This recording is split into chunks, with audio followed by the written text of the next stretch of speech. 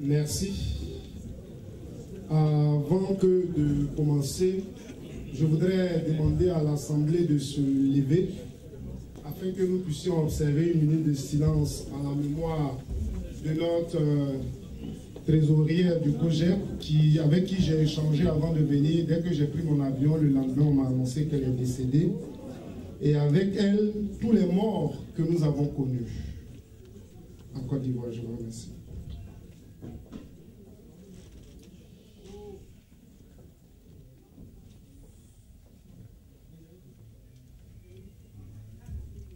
Merci.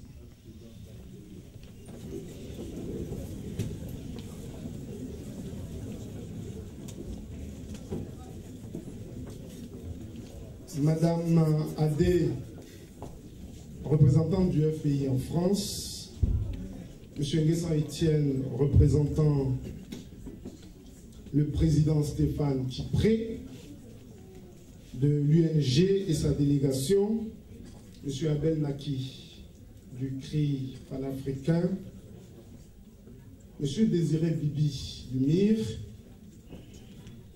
Monsieur Claude Gourou, Monsieur Joël Etienne, Monsieur Adégui Amos, président du réseau des compagnons du Charles Blegoudé, Maître avec S, Série, avocat plutôt en Belgique, membre du conseil de défense de Charles Blegoudé, Dadje, avocat de la première dame Simone, Babo, ma mère, ma tante.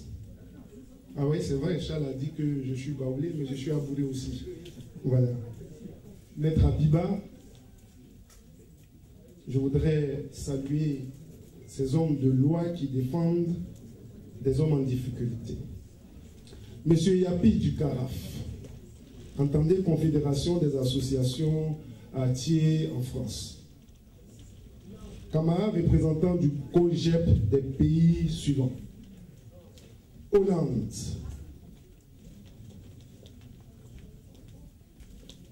Allemagne, Belgique, Angleterre, Madégueux, tout à l'heure je dirai son histoire, Espagne, Italie, Scandinavie et Suisse,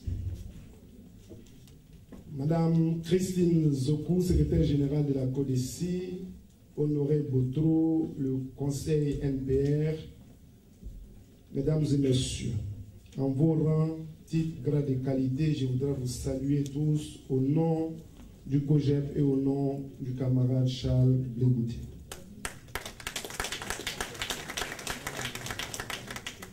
Avant que de commencer mon propos, je voudrais saluer le camarade Patrice Couté et lui dire merci pour le travail abattu en France relativement au COGEP et en Europe relativement au COGEP. Au camarade Zap Krasso qui vient de céder le témoin, puisse Dieu te permettre de retrouver le chemin de l'aventure pour la libération de la Côte d'Ivoire et que nous puissions ensemble libérer ce pays. Danongo, je voudrais te saluer. Aimé, salut. Madégué, bien. La première fois que j'ai eu droit à prendre un micro, j'étais au lycée 2 de Boaké en classe de terminale. Ce monsieur était à l'université. Et c'est lui qui m'a donné ce micro en présence d'Aïpo Massial, de Jean Bléguirao, Diarra Souba, Youssouf Di Diarras aujourd'hui dans le conseil de Soro et toutes ces personnes. Je voudrais saluer donc cette année pour ce qu'il a fait pour moi. Sois salué.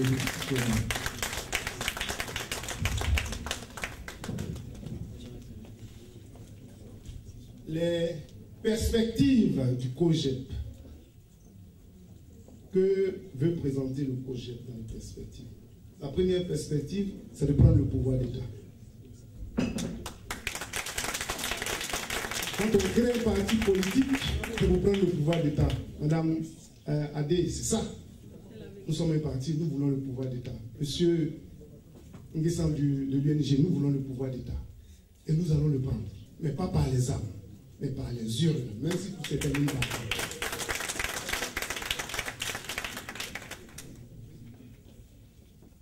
La seconde perspective, nous voulons libérer et faire libérer le président Laurent Gbagbo et Charles Blé Goudé. Cela m'amène à dire des choses assez simples.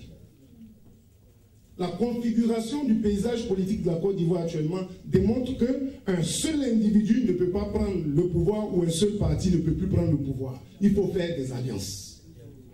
Mais avec qui faire l'alliance? Et comment faire l'alliance? Si vous faites une alliance contre sens et contre nature, elle va vous peser et vous écraser. Nous avions cru, parlant de nos aînés, que faire une alliance, emmener la démocratisation de la Côte d'Ivoire et permettre à des gens d'être là où ils doivent être pour exprimer leurs désirs, c'était une bonne chose.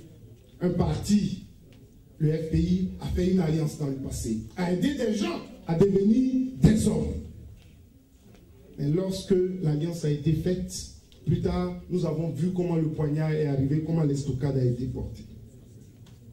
Nous voulons donc, au COJEP, nous autodéterminer. C'est notre autodétermination qui fait que nous ne sommes pas une jeunesse d'un parti politique, n'en déplaise à ceux qui ont envie d'être chagrinés, mais nous ne sommes pas une jeunesse d'un parti politique. Monsieur Anouma, là, peut pas être jeune d'un parti politique. Moi, je ne peux pas. Mes étudiants sont avocats, c'est pas vous, non. Mes étudiants sont responsables des impôts, ce que j'ai eu il y a des années derrière. Donc je ne peux pas être responsable de jeunesse des partis politiques, c'est pas possible. C'est à proscrire d'ailleurs.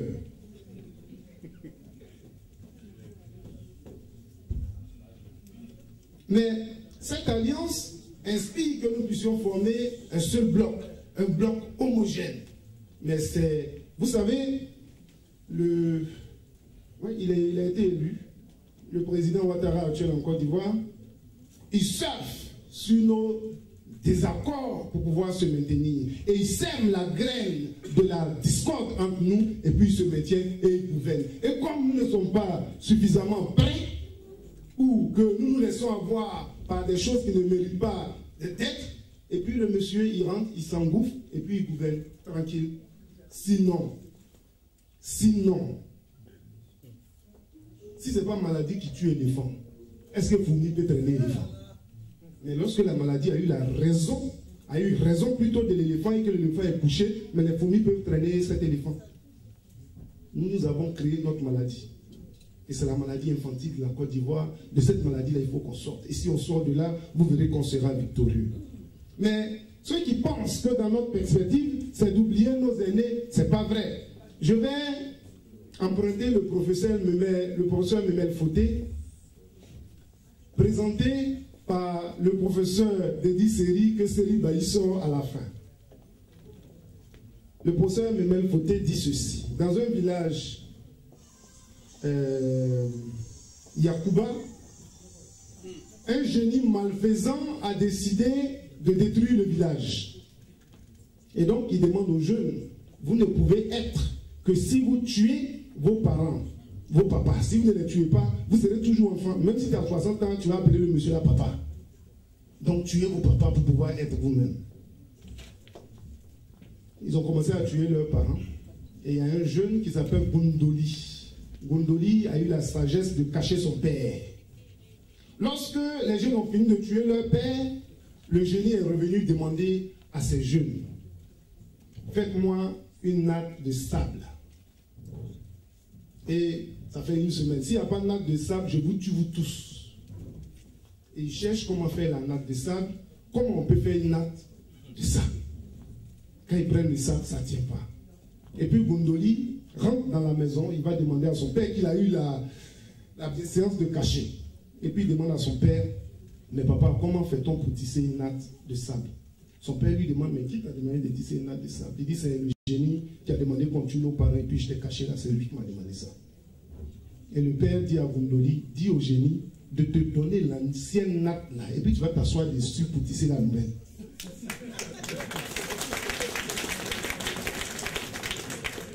Et comme l'ancienne natte n'est pas sortie, mais le génie lui-même s'en est allé. Je veux dire quoi? C'est ce que Saraka révélait tout à l'heure. Nous ne pouvons pas dire nous allons bâtir une nouvelle Côte d'Ivoire sans tenir compte de ce que Laurent Gbagbo a fait avec ses amis. Nous ne pouvons pas nier Laurent Gbagbo. Simplement que quand vous mettez un enfant au monde, il est amené à grandir, à aller se marier à une femme ou à un homme, et puis c'est votre village qui grandit. C'est ce que nous avons fait. Il faut qu'on nous accepte comme tel.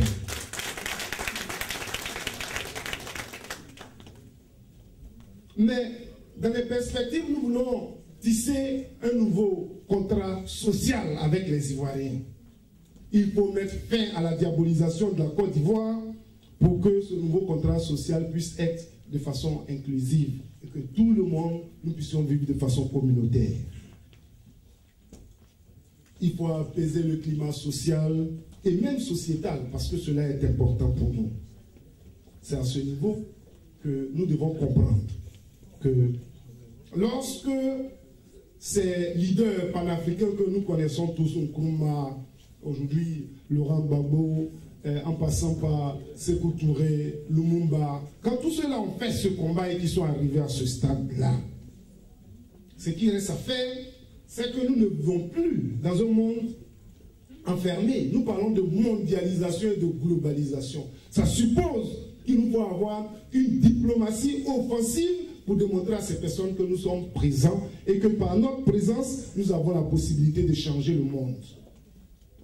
Mais si nous nous enfermons et que nous ne nous ouvrons pas, les gens vont toujours nous avoir. Mais s'ils doivent nous avoir, parce qu'ils n'ont jamais, à part en Côte d'Ivoire où les Français sont sortis pour tirer véritablement, ils ne descendent pas véritablement pour tuer les Africains. On donne le fusil à Danoko pour qu'il tire sur Yassin. On donne le fusil à Junior pour qu'il puisse tirer sur Gourou. Mais le jour que je refuserai de prendre le fusil de l'homme blanc pour tirer sur mon frère Seri, nous aurons gagné la bataille. Et à partir de ça, nous allons gagner.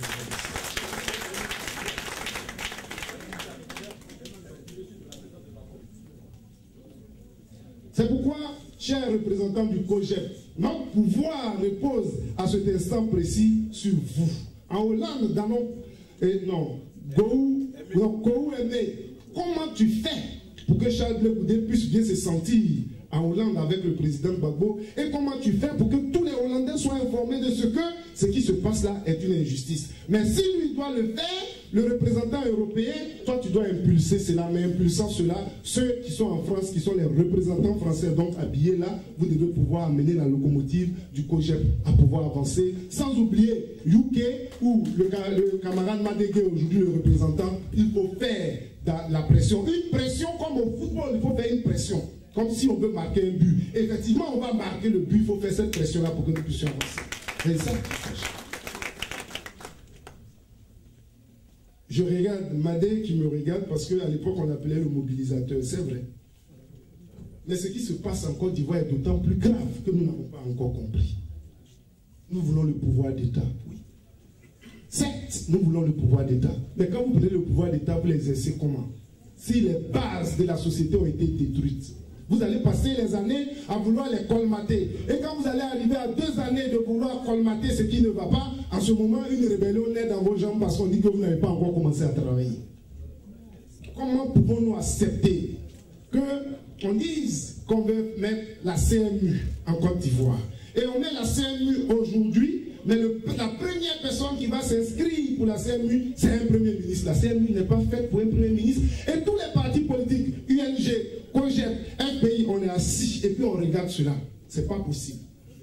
Il ne s'agit pas de faire la guerre, mais de dénoncer ce qui n'est pas bon. Le découpage administratif, pour ne pas dire électoral. Benoît, oui, c'est chez moi.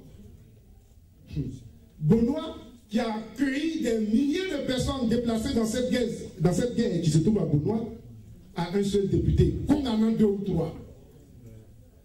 Mais ce n'est pas à densité que cela se fait.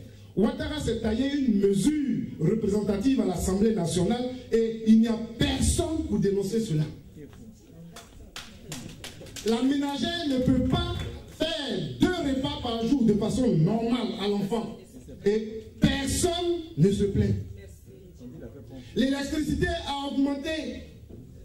Personne ne se plaint. Lorsque Bouygues finit ses investissements, sinon son chiffre d'affaires en Côte d'Ivoire, qu'il a fini de récupérer ce qu'il faut, les dividendes, il n'y a même pas un petit pourcentage qui puisse être investi en Côte d'Ivoire pour les œuvres d'utilité publique. Et personne ne se plaint. Cette année, non, l'année dernière, j'ai été président du BAC dans la ville d'Iré. Quand j'arrive à Iré, j'apprends qu'il y a 4 mines d'eau en Côte d'Ivoire et il y a 2 mines qui sont dans la ville d'Iré.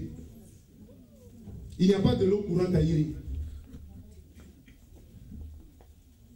Mais les Ghanéens ou les anglophones, les mines d'or là sont gérées par une société qui s'appelle Newcrest, qui est canadienne. Ils ont bâti une cité collée à la montagne. Ils ont de l'eau de source, ils ont de l'électricité. Lorsque vous rentrez dans la cité, vous demandez si vous êtes arrivé à Cocody ou bien dans un autre endroit.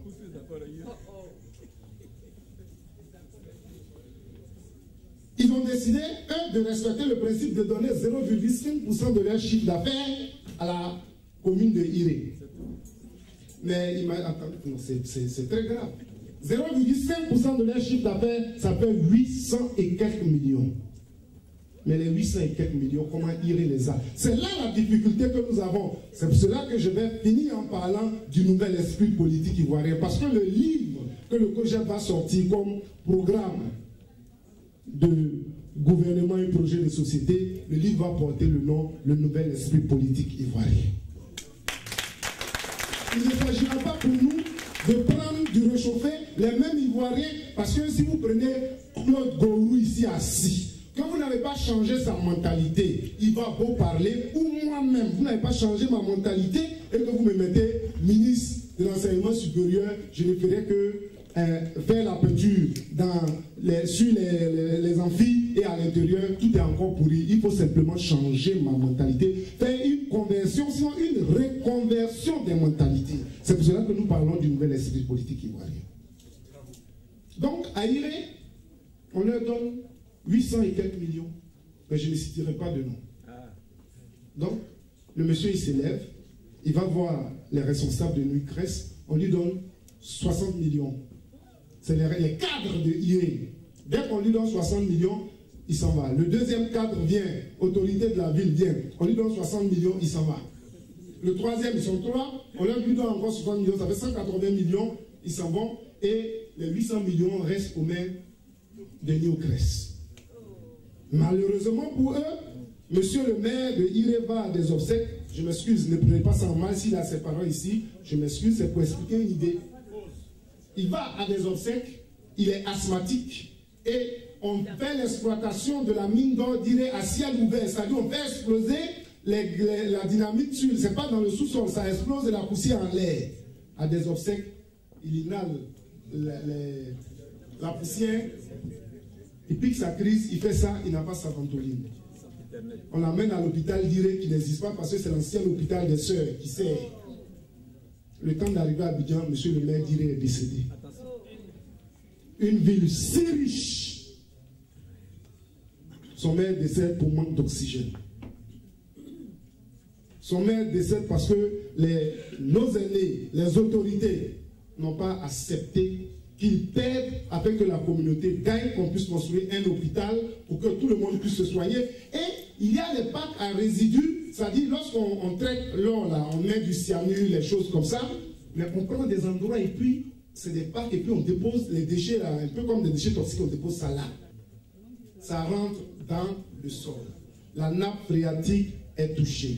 Des maladies vont bientôt sortir à Iré. Et quand ces maladies vont sortir, il devrait avoir un hôpital avec un plateau technique excellent, de sorte que dans une ville comme Iré, quand on exploite l'or, si les gens tombent malades dû au fait de l'exploitation de l'or, on puisse faire leurs examens, on puisse les soigner. Mais cela revient à un principe de conversion des mentalités. Donc, nous voulons, dans un premier temps, vous qui êtes ici, et vous qui êtes encore là, il faut qu'on lave nous-mêmes notre propre esprit avant que d'aller laver l'esprit des Ivoiriens, afin que nous puissions s'échanger en Ivoire. Le point ne doit pas être, allait dire, un parti de récompense des anciens combattants. On doit comprendre.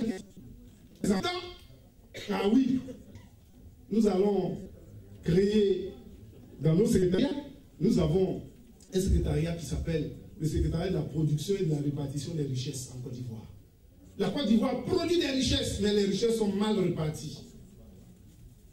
Comment nous allons faire cela? Nous avons besoin de vos compétences et de vos intelligences pour pouvoir sortir ce livre et le présenter aux Ivoiriens. Mais en même temps, il ne faudrait pas que vous restiez ici, donc il faut que vous retourniez en Côte d'Ivoire plus tard. Et c'est pourquoi nous allons parler de l'insertion, l'intégration et la promotion des cadres du parti. Oui, nous allons le faire, mais avec vos compétences. On ne prendra pas celui qui est ingénieur agronome pour le mettre en biochimie, je ne sais plus où, ou bien en mathématiques. Ce n'est pas possible. Chacun a sa place, là où il faut, pour que la Côte d'Ivoire puisse avancer. Sinon, nous allons être toujours dans les principes de dire, vous vont, vous viens, vous vont, vous viens, c'est votre dernier, vous vont qui est là.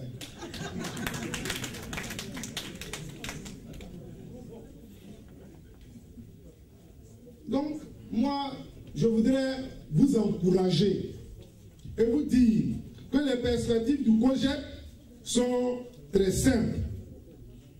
La cohésion sociale vraie, parce qu'il faut une réconciliation effective, sans hypocrisie. Mais alors, et je répète le mot, il faut revenir sur un contrat social. Ça veut dire qu'il faut qu'on s'associe, qu'on s'asseye pour pouvoir signer ce contrat social-là entre le peuple, les dirigeants et même la nature de la Côte d'Ivoire. La nature de la Côte d'Ivoire, la nature, elle s'explique à deux niveaux. La nature qu'on exploite et la nature extérieure de la Côte d'Ivoire vis-à-vis de nos partenaires. Il faut qu'on signe ce contrat social-là. Oui, je prendrai juste une minute et j'aurai fini.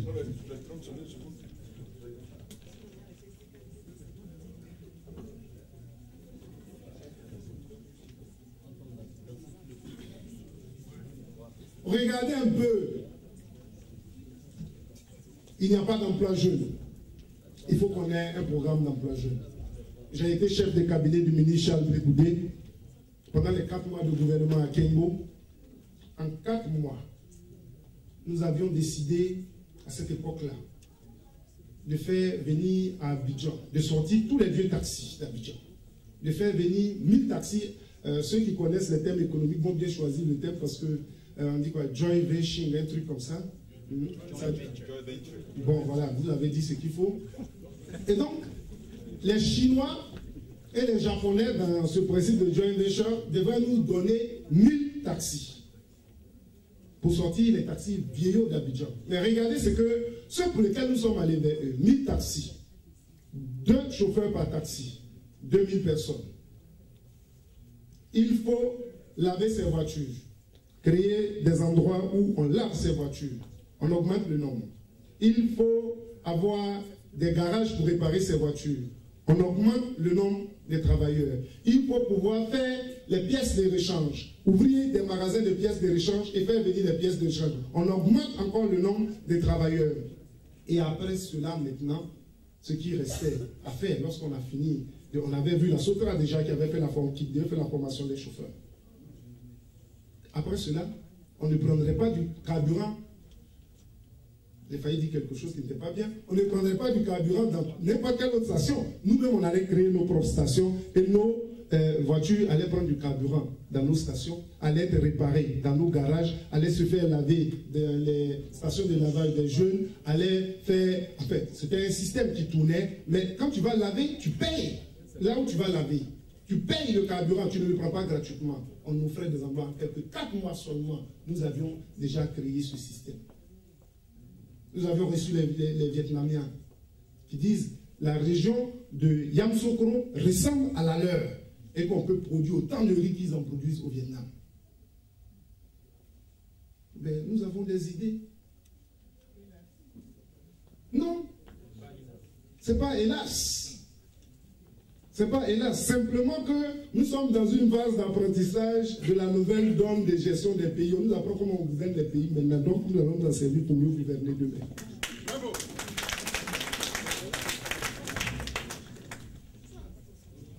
Je vais m'arrêter, c'est ça? Voilà.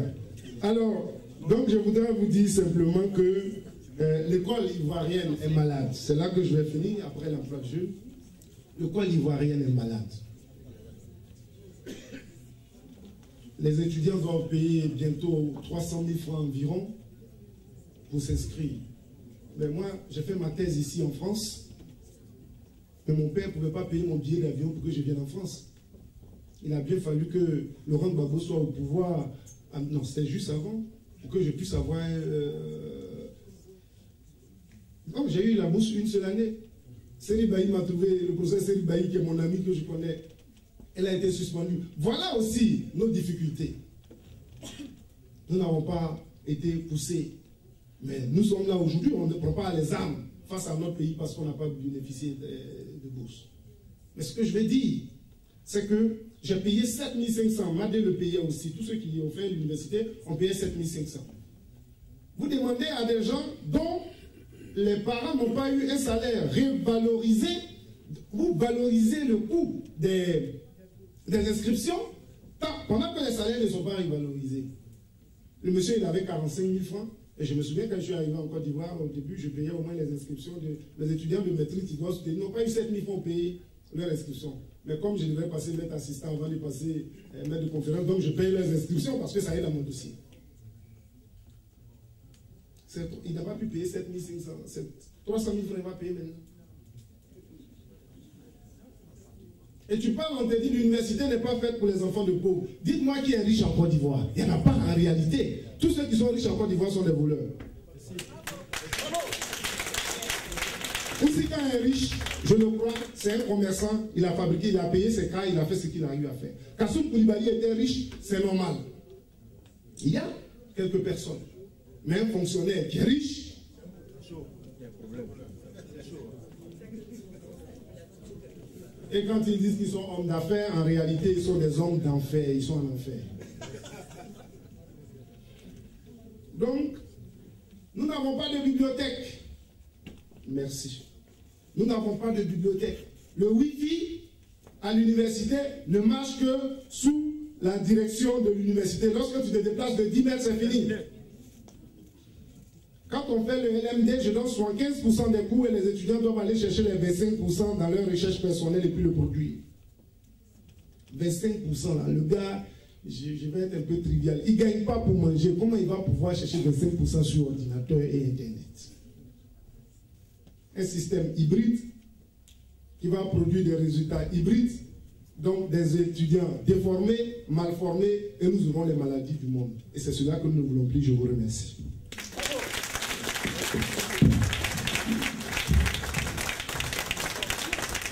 Un vaste programme de gouvernement. Effectivement, les pins que vous avez, Charles a demandé que tous ceux qui l'aiment bien puissent prendre les pins. Il a payé pour lui, il a été la deuxième personne à passer à la télévision. Oui, après Kina qui est passé avec les pins. Et vous pourrez les trouver dans les représentations, prenez-les et cela pourra nous faire vraiment, vraiment plaisir. Je vous remercie. Oui, pins à 10 €.